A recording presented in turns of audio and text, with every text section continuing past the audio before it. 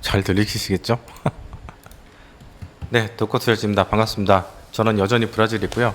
원래 오늘 떠나는 날이었는데 지금 여기가 일요일이고 한국 시간은 월요일 아침이거든요. 근데 일요일은 국경을 들어갈 수 있는데 저는 이제 차를 몰고 다니잖아요. 근데 차를 몰고 가려면 그 보험, 자동차 보험이 의무더라고요. 그 가이아나라는 나라가. 근데 일요일은 보험사들이 문을 안 연대요. 그래서 졸지에 1박을 더 하게 돼서 오늘 밤 지나고 내일 월요일 아침에 일찍 좀 출발을 하려고 합니다. 그래서 떠나기 전에 한 2주 정도는 그 가이아나 수리남, 기아나 이렇게 세 나라를 아마 열심히 여행을 할 텐데 아마 도코투자지는 한 2주 정도는 당분간 이제 안 될 것 같아가지고 떠나기 전에 마지막으로 인사를 드리고 가려고 지금 여기 영상을 켰습니다. 카메라를 켰습니다. 여기 보아비스타 와가지고 7일 연속으로 제가 도코투자지를 찍었더라고요. 그동안 제가 여행 다니느라고 영상 못 찍어가지고 그동안 할 말들은 이제 딱 풀었던 것 같아요. 근데 이제 마이크가 여러분 뭐 아시겠지만 마이크가 문제가 돼가지고 이거 좀 잘 되고 있나? 노이로드 생길 것 같아 진짜. 진짜 처음 두 편 같은 경우에는 그냥 노트북으로만 제가 체크아웃 하기 전에 노트북으로만 이렇게 촬영을 한 거여서 그렇게 이제 양해를 구하고 이제 시작을 했잖아요. 근데 두 번째, 세 번째, 네 번째, 다섯 번째 지금 영상이 지금 멤버십 한정으로만 돼 있는데 아마 천천히 올라가게 될 거예요.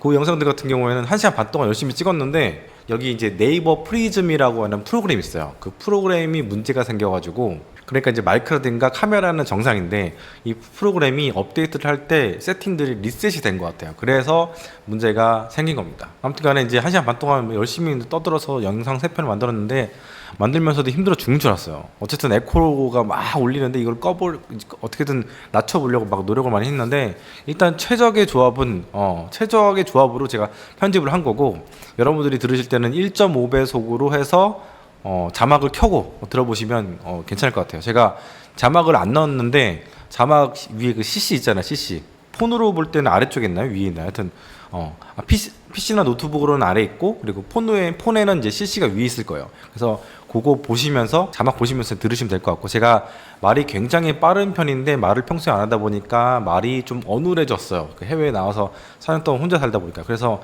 그거를 좀 양해를 구한다기보다는 좀 이해를 바라도록 하겠습니다. 저도 한국에서 편하게 있으면서 증시 이렇게 보면서 매일 보면서 이렇게 막 중계하면 좋죠. 편한데 지금 여기는 아마존이에요. 아마존. 그리고 제가 계속해서 뭐 매일은 아니지만 2, 3일 한 번씩 적어도 숙소를 바꾸면서 움직이고 늘 세팅을 하고 풀고 세팅을 하고 풀고 다니면서 이렇게 영상을 만들고 있는데 어떤 분들은 막 이래요. 구독자에 대한 배려가 부족하다느니 막 이런 얘기를 하는데 솔직히 얘기해서 저는 크리에이터고 보시는 분들은 구독자잖아요. 근데 갑을 관계가 아니에요. 상하 관계가 아니고 저는 뭐랄까 좀 수평적인 관계를 생각하거든요. 근데 한국이라는 나라가 워낙 유교적인 나라다 보니까 그 구독자들이 자기가 갑인 줄 알고 막 이렇게 막 리플을 다는 사람도 있더라고요. 그래서 저는 되게 어이가 없는 게 나는 요 장비 유튜브 한다고 요 장비 30만 원짜리 카메라는 또 뭐 다른 구독자가 주셨지만 그것도 50만 원 가까이 하는 거고 노트북도 230만 원 한 거고 투자를 막 한단 말이에요. 고프로도 있고 80만 원 넘는 거고 해외에서 샀으니까.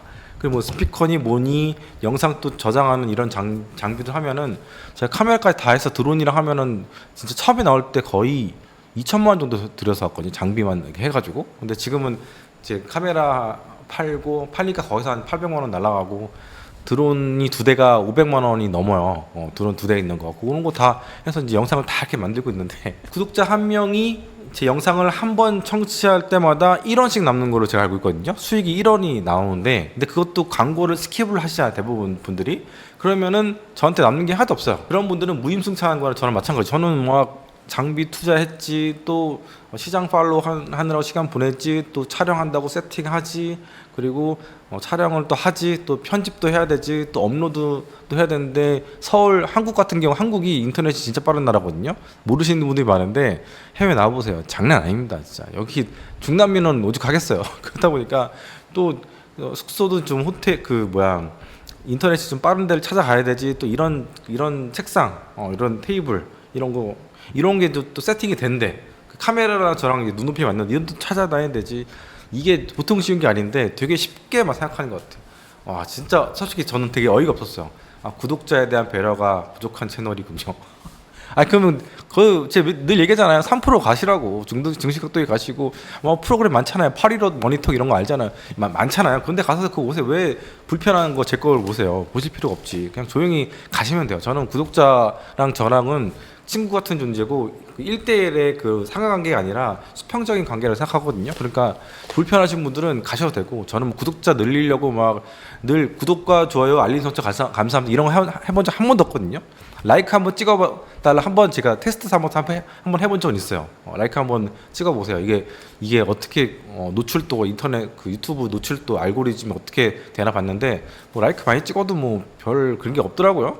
그리고 그거 외에는 제가 막 많이 뭐 홍보 좀 해달라 이런 것도 없었고, 뭐 인터뷰 요청이라든가 뭐 방송 출연 책 제의 다 거절하고 있는 그런 사람인데, 저 독고다이야. 독고 투자했잖아요. 독고다입니다. 독고다이. 그냥 제 무쇠풀처럼 가는 여행을 한 사람이고, 또 투자도 그런 스타일로 이렇게 가는 그런 사람입니다. 그러니까 저랑 안 맞는 사람들은요, 뭐 리플 시간 달지 마시고 그냥 가세요. 저는 제 길 갈 테니까 그런 분들은 이제 그런 분들의 길 가시면 될 것 같아요. 아무튼 간에 오늘 이야기를 할 거는 와 7분 동안 얘기했네. 7분 동안 쌓인 게 많았나 봐. 저도 진짜 고생해서 영상을 찍고 만들었는데 결과가 이렇게 나왔는데 어쩌겠어요. 저는 특히 이제 1시간 반 동안 찍은 영상 1편, 2편, 3편 나가는데 어제 이제 1편이 나갔어요. 근데 이거는 진짜 제가 회심에 막 역작 같은 그런 마음으로 영상을 촬영했는데 그렇게 된 걸 어떻게 합니까?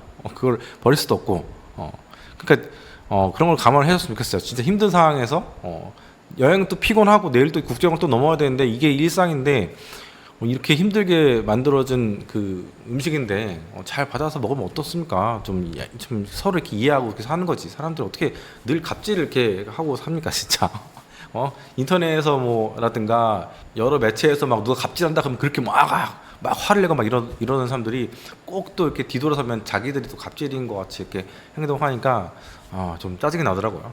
자, 일단은 오늘은 AI에 대한 얘기를 하려고 했는데 이제 앞에 프롤로그가 좀 길었는데 아마 자막이 나갈 거예요. 한 8분쯤 7분쯤 돼서부터 독고 투자지 시작된다 하니까 거기서 넘겨서 이제 보시면 될 것 같고, 일단은 지금 AI가 뭐 빅테크 직원들을 막 옥수 털듯이 탈탈탈탈 털고 있는 그런 것들 요즘 여러분들 보실 거예요. 이게 거의 해고를 하면은 몇만 명 단위로 막 10,000명, 20,000명 단위로 막 엄청나게 털고 있거든요.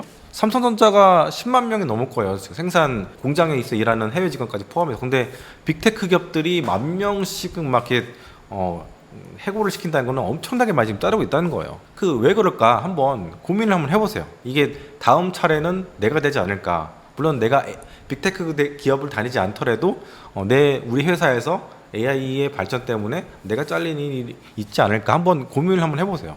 저는 회사 다닐 때 자동화 그런 시스템, 그러니까 직원마다 너가 하고 있는 일을 자동화 시켜서 업무를 굉장히 이제 줄일 수 있도록 그런 걸 해야 된다고 해서 KPI를 그걸 반영을 했었거든요. 그래서 늘 그 외주로 오는 그 프로그래머들하고 같이 늘 회의하고 막 그거 개발하고 있고 프로그램 개발하고 있고 자동화 시스템 만들고 이게 되게 스트레스였거든요. 왜냐면 이게 내 일을 갉아먹는 걸 수도 있고 또 뭔가 그 시스템을 만든다는 게 쉬운 게 아니잖아요. 해보신 분들은 아마 아실 텐데, 근데 지금은 뭐 회사 이제 나온 지가 3년이 넘긴 했는데 제 뒤를 이어서 누군가가 또 자동화 시스템을 만들어가지고 노동 시간을 줄여가지고 결국에는 사람이 덜 필요한 그런 업무, 덜 필요한 회사로 만들어가고 있을 거라 생각해요. 그러니까 자기 무덤을 자기가 이렇게 파고 있는 거라고 보시면 될 것 같아요. AI가 지금 예전 영상에서도 말씀을 드렸는데 많은 전문가들이 지금 AI가 별로 효과가 없다, AI 버블이다 이런 얘기를 많이 하고 있더라고요. 근데 제가 저번에도 말씀드렸지만 여러분들이 보실 때는 AI가 지금 산업의 발전 단계에서 어느 정도 올랐다 생각하시는지 모르겠어요. 저는 뭐 초기 단계라고 늘 말씀을 드렸죠. 그래서 초기 단계이기 때문에 여러 기업들이 대규모로 막 투자 계획을 막 올리고 있어요. 메타도 저번에 이제 130조 정도 얘기를 했었고, 그리고 그 전에 MS라든가 구글 막 이런 친구들도 엄청난 투자 얘기를 했어요. 근데 한국에서는 AI가 과장돼 있다 막 이런 이야기들을 투자자들도 얘기하고 있고 유튜브에 뭐 증시 전문가들도 얘기를 하고 있고 막 여러 사람들이 얘기를 하고 있어요. 근데 빅테크들은 뭔가 큰 걸 봤기 때문에 뭔가 아웃풋을 얻고 있기 때문에 엄청난 돈을 투자를 하는 거거든요. 그래서 대규모 투자를 너도 나도 지금 하고 있는 그런 상황이에요. 근데 만약에 아웃풋이라는 게 안 보이거나 없었다면 그 백인들이 그렇게 거대한 투자를 하진 않거든요. 사실 전 세계적으로 공장을 짓는데 뭐 데이터 센터 짓는데 10조 이상 막 들여서 세우는 기업들이 뭐 별로 없어요.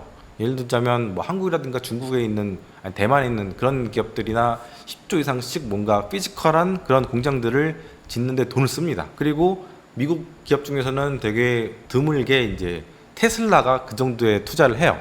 기가 팩토리 하나 짓는데 돈을 어마어마하게 투자를 하죠. 아무튼 미국 애들 그 전 세계 대부분의 기업들은 그 정도의 투자를 잘 못하고 하지도 않고 할 생각도 없어요. 정말 드문 케이스인데 왜 그러냐면 일단은 자금력도 자본금력이지만 감가상각이라는 게 되거든요. 공장 같은 거 하나 세워놓으면 감가상각이라는 게 생겨요. 우리 구독자들은 수준이 높으니까 뭐 감가상각에 대해서는 뭐 잘 아실 거라 생각이 듭니다. 이 감가상각이 생기게 되면은 회계상의 순이익을 깎아 먹습니다. 이렇게 돈을 10조를 들여서 자산을 획득을 했어요. 근데 이게 시간이 지나면서 자산이 감가상각이 돼가지고 5년이라든가 10년 정도가 지나면 이게 빵원이 됩니다. 미국 애들은 이런 걸 되게 싫어요. 그래서 공장을 짓기보다는 아예 해당 기업을 M&A를 시켜버려요. M&A를 할 때는 뭐 경영권 프리미엄 이런 거 조금 더 주고 10% 20% 더 주고 그 외에는 뭐 특별하게 비용이 더 들어갈 게 없어요. 일시불이라는 말이죠. 일시불.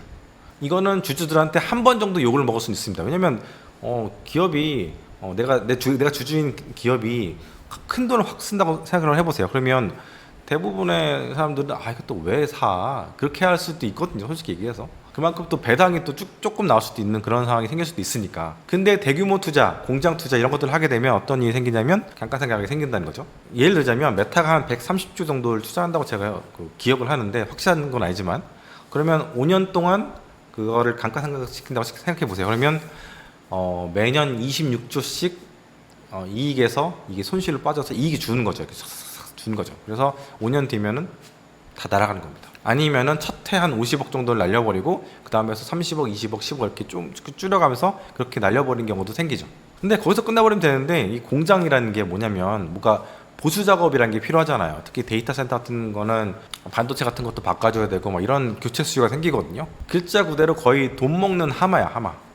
근데도 불구하고 빅테크 기업들이 이런 센터를 짓는데 무진장 많은 투자를 지금 하고 있는 것 같아요. 구글이라든가 마이크로소프트, 페이스북 뭐 이런 기업들이 그런 소프트웨어 기업들이 이렇게 엄청나게 지금 장치 산업에 투자를 하고 있는 거죠. 이건 저도 지금까지 처음 보는 그런 광경입니다. 대략 지금까지 큰 기업들 몇 개 한 빅7 정도, 엔비디아 빼고 빅6 이런 기업들의 AI 투자, 뭐 AI 그 데이터 센터 이런 거 투자를 보면 한 500조는 넘게 들어가는 것 같아요. 엄청난 투자가 미국 안에서 일어나고 있는 거예요. 삼성전자가 30조 정도 투자하고 뭐 이번에 20조 정도를 더 투자할 수도 있을 것 같기도 하고 또 TSMC가 한 100조 이상 투자를 했고 하이닉스도 한 10조인가 20조 정도가 투자한다고 하잖아요. 그러니까 500조면 진짜 어마무시한 거라고 볼 수가 있죠. 이게 어떻게 보면 경기를 조금 이렇게 움직이는 그런 트리거가 될 수도 있는데 근데 이 500조가 당장 1년 동안 확 붙는 게 아니고 한 몇 년에 걸쳐서 이렇게 붙는 거죠. 그런 걸 이제 생각하시면 되고 또 공장 투자 계획이라는 게 또 일부는 또 이렇게 접어질 수도 있는 거고 뭐 늘릴 수도 있는 거긴 하지만 그런 걸 이제 감안하셔야 되긴 하죠. 그래도 그 계획이라도 이렇게 세워놓고 첫 삽을 이렇게 뜨고 있는 것만 봐도 정말 빅테크 기업들이 어마어마한 투자를 지금 하고 있는 겁니다. 그래서 많은 사람들이 이야기하는 한국인들이 이야기하는 그 빅테크들의 그 AI 무용론 이런 것들이 우리가 약간 우물안의 개구리적인 사고로 볼 때는 그렇게 생각을 할 수도 있긴 하겠지만 지금은 퇴동기고 그리고 빅테크 기업들은 뭔가를 받기 때문에 어마어마한 지금 투자를 하고 있는 겁니다. 아무튼 간에 지금 공장은 막 짓고 있어요. 초기 단계 뭐 그 챗 GPT가 나온 게 작년 3월인데 뭐 지금 뭐 얼마 되지도 않았잖아요. 공장이라는 게 대규모 공장이라는 게 뭐 바로바로 확 된 것도 아니고 지금 대부분은 계획만 세워놓고 있고 일부 기업들은 이제 뚝딱뚝딱 이제 땅을 파서 막 이렇게 어마어마한 규모의 뭐 여의도 뭐 한 4분의 1 규모 뭐 얘기 나오잖아요. 그런 식으로 이제 공장을 짓고 있는 거예요. 모든 게 다 걸음마 단계인 거예요. 샘 알트만이 그런 얘기 했잖아요. 지금 인공지능의 AI의 단계는 걸음마 단계다. 공장도 걸음마 단계고 그 칩도 제가 볼 때는 많은 사람들이 얘기했죠. 칩도 걸음마 단계고 소프트웨어 그러니까 칩을 이용해서 소프트웨어를 만들어 가지고 서비스를 하는 그런 기업들도 AI를 사용하는 데 있어서 아직은 걸음마 단계, 초기 단계란 말이죠. 근데도 지금 MS라든가 일부 기업들이 그 이야기하는 실적에서 이제 공개된 자료들을 보면은 8% 정도의 그 뭐랄까 생산성 향상이 일어났다거나 뭐 이런 식으로 얘기를 하는 거 보면은 야, 시간이 지나면 이게 폭발할 수도 있겠구나 그런 생각이 들더라고요. 스마트폰이 처음에 2007년도에 애플에서 나올 때는 이게 엄청나게 충격적이진 않았어요. 긴가민가 했었죠. 근데 이게 한 4년 정도가 지나서야 이제 이 시장에 폭발했어요. 2010년, 11년 이때쯤 되면서 카카오톡이라는 게 나오기 시작하고 또 메신저들이 그때 엄청나게 군웅할 걸 했었던 기억이 나죠. 그리고 여러 가지 서비스, 특히 이제 후즈히어 같은 앱 서비스, 위치 기반 서비스 이런 것들이 나오면서 제가 볼 때는 이게 되게 컸다고 저는 보거든요. 데이팅 앱 같은 거 이런 것들이 다 이렇게 나오면서 스마트폰 시장이 급성장을 해서 우리의 그 일상을 다 바꿔놨지. 그래서 빅테크들이 먼저 이제 치고 나가고 있고 이제 그 아래에 있는 수많은 중소기업들이라든가 또 스타트업들이 또 따라서 나가겠죠. 그러면서 이제 생태계가 구축이 이제 되고 있는 측면이에요. 왜냐하면 우리도 지금 보면 그 뭐 챗 GPT 외에는 AI 서비스 하고 있는 게 없잖아요. 우리가 일상을 바꿀 정도로 뭔가를 이렇게 지금 뭔가 서비스를 이용하고 계신 게 여러분 있으세요? 뭐 유료로 뭐 하고 있는 게 있으세요? 없으시잖아요. 아직까지는 우리의 피부로 오고 있진 않지만 우리가 투자하는 사람들은 이게 될 산업인지 안 될 산업인지를 어느 정도 좀 빨리 딴 사람들에 비해서 앞서 생각을 해야 돼요. 예를 들어서 테슬라 초기 투자자들도 그림을 그렸잖아요. 그림을 그렸고 지금 그림을 그리는 단계를 넘어섰어. 왜냐면 빅테크들이 치고 나가잖아요. 저는 차라리 든든하게 빅테크들 따라가는 게 더 편한 것 같아요. 우리는 못 보고 있지만 빅테크들은 봤고 그래서 투자를 막 미친 듯이 하고 있는 그런 상황이라고 보면 되는데 하여튼 우리나라 뭐 전문가들 유튜브 하는 사람들은 아직까지 잘 모르겠습니다. 아직까지 안 보여요. 그런 얘기를 하고 있어요. 그러니까 제 생각에는 전기차 초기랑 되게 비슷한 느낌이 있는 거죠. 근데 이게 그런 게 있어요. 그 우리나라에 만약에 AI를 굉장히 잘하는 기업이 있다면 글로벌 기업이 있었다면 그런 무용론이 많이 사라졌을 것 같아. 근데 우리나라에는 AI 치고 나가는 기업이 네이버 있고 네이버 클로버 작년에 나왔는데 그 나왔을 때 제가 이거 안 될 겁니다. 나오기 전에 그런 얘기 했는데 망했잖아요.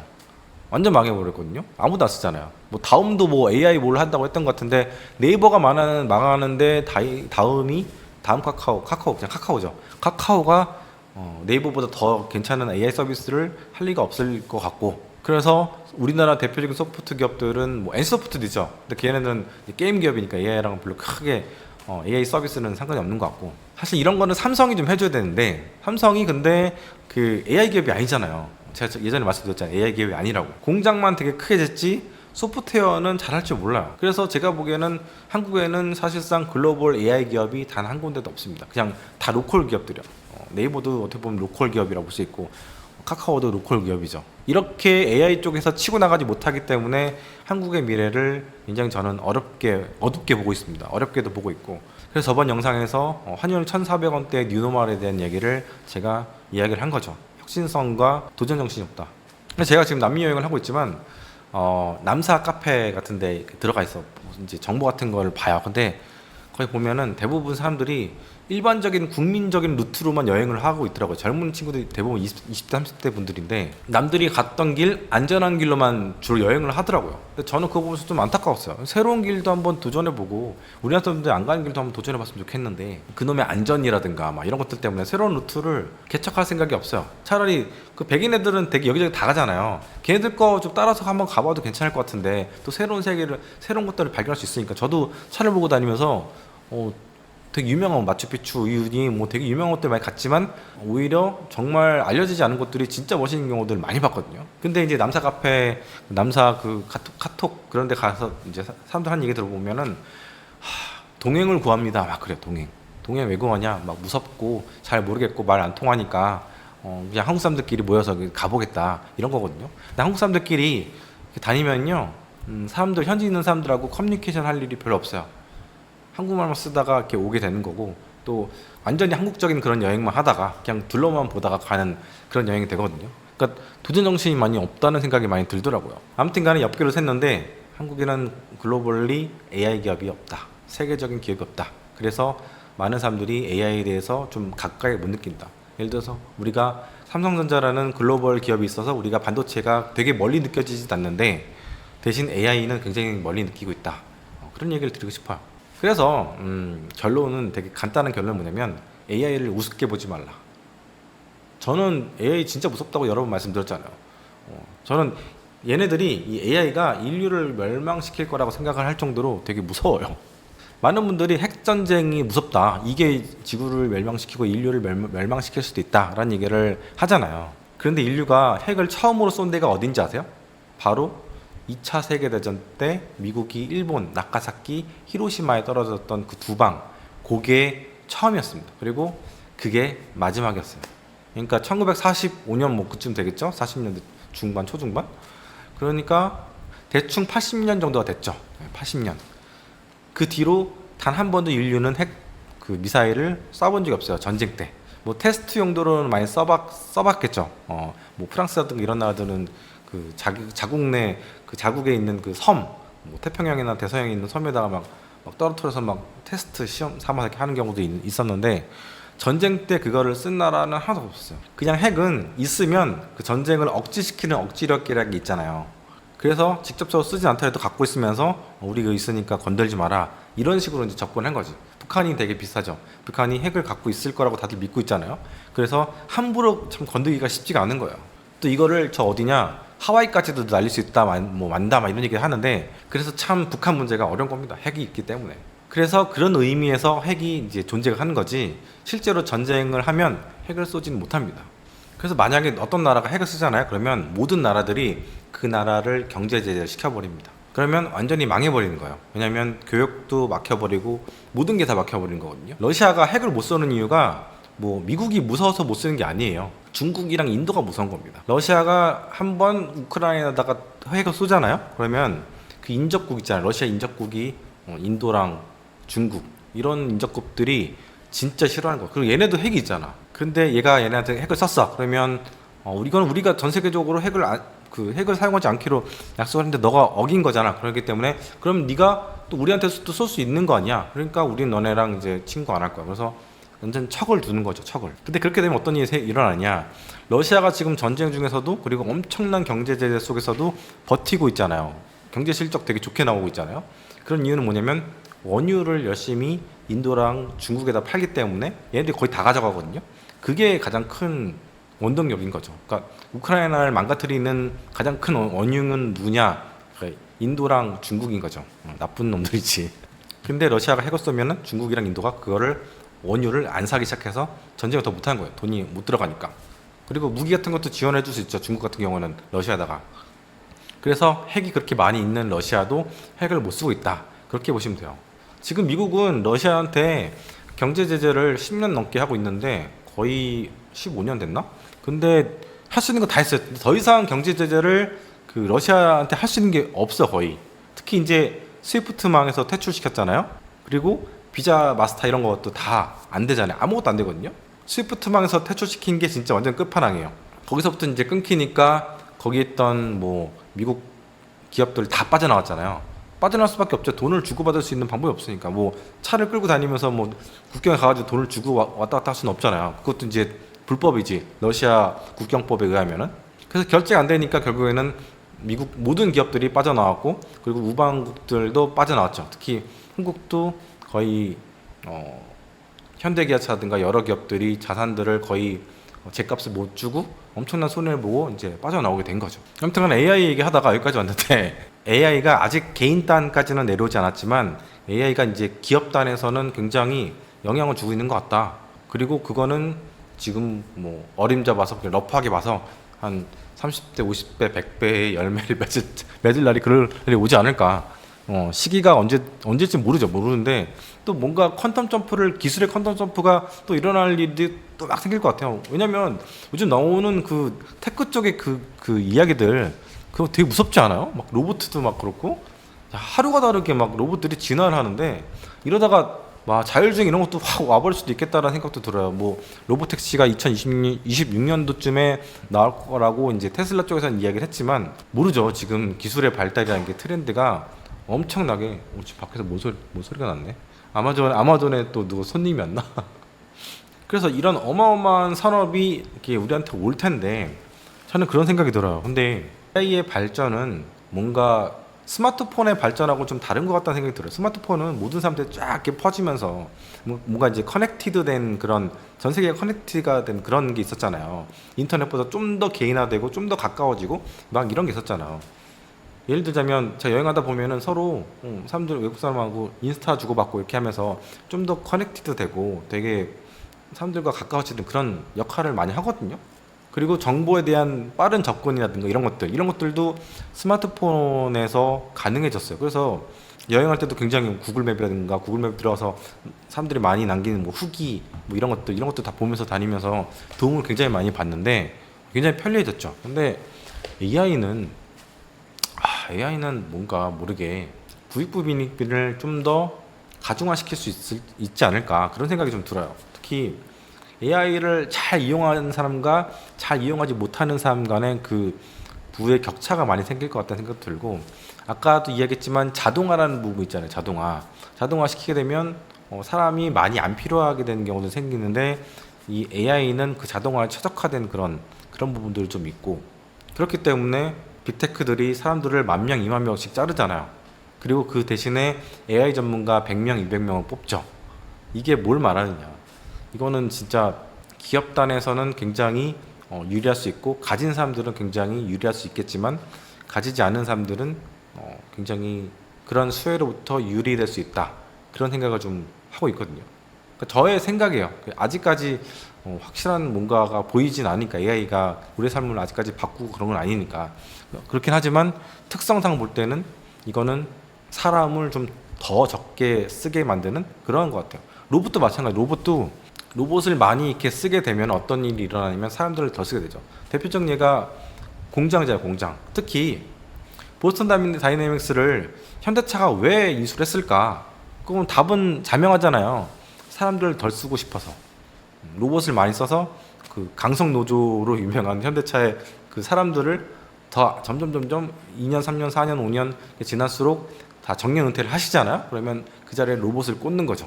그런 식으로 해서 사람을 공장에서 다 배척하고 싶은 거고, 테슬라 역시 가능하면 프레스 공법 같은 거 써가지고 사람들이 인건비가 안 들어가게 해서 자동차 가격을 떨어뜨리거나 아니면 마진을 굉장히 높이 가져갈 수 있는 그런 시스템을 갖고 있거든요. 그래서 결국에는 사람들이 공장이라든가 일터에서 많이 쫓겨나오게 될 것 같다.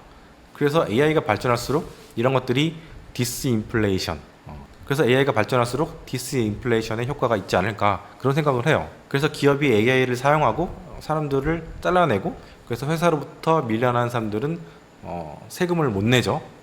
세금을 못 내면 국가의 그 세수가 확보가 잘 안 될 수도 있단 말이에요. 노는 사람들이 되게 많아진 거죠. 그래서 로봇세라는 걸 징수해야 된다는 얘기를 많이 하잖아요. 그거랑 연결이 되는 거예요. AI도 AI세라는 걸 징수해야 될 수도 있어요. 왜냐면 AI 때문에 취업이 안 되는 사람들이 많으니까.